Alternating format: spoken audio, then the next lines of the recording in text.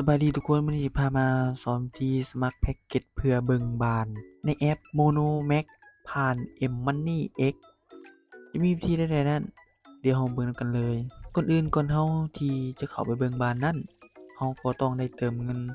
ผ่าน M-Money X ซะก่อนเปิดแอป M-Money X ขึ้นมาเลยหลังจากนั้นเราก็ใส่รหัสผ่านของเราต่อมาเราก็เลื่อนหาคำว่า Monomax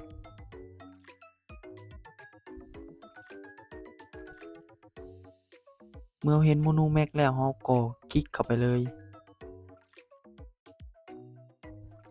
หลังจากนั้นก็จะมี2แพ็กเกจส่วนแอดเองจะเลือกแพ็กเกจ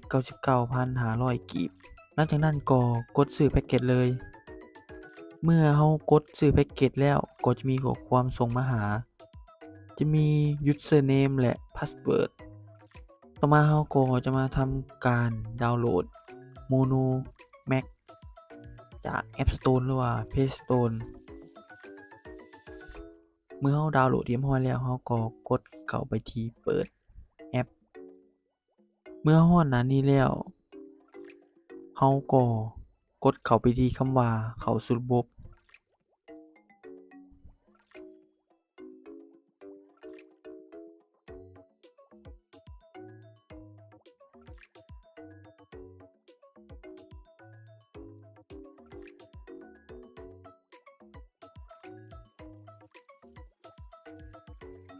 หลังจากนั้นก็จะให้ใส่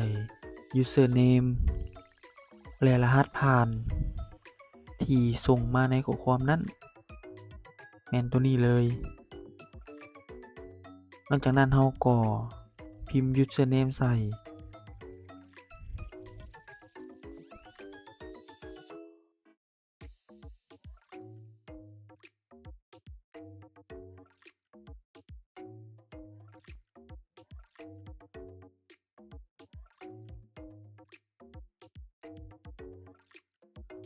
ตามด้วยรหัสผ่านแล้วก็กดเข้าสู่ระบบหลังจากนั้นก็จะมีเมนูขึ้นมาหลายเราสามารถเบิ่งบ้านหรือว่าเบิ่งหนังผ่านแอปนี้ได้เลยแพ็กเกจที่เราเติมนี่จะเป็นแพ็กเกจรายเดือนเราสามารถเบิ่งได้เต็มเดือนเลย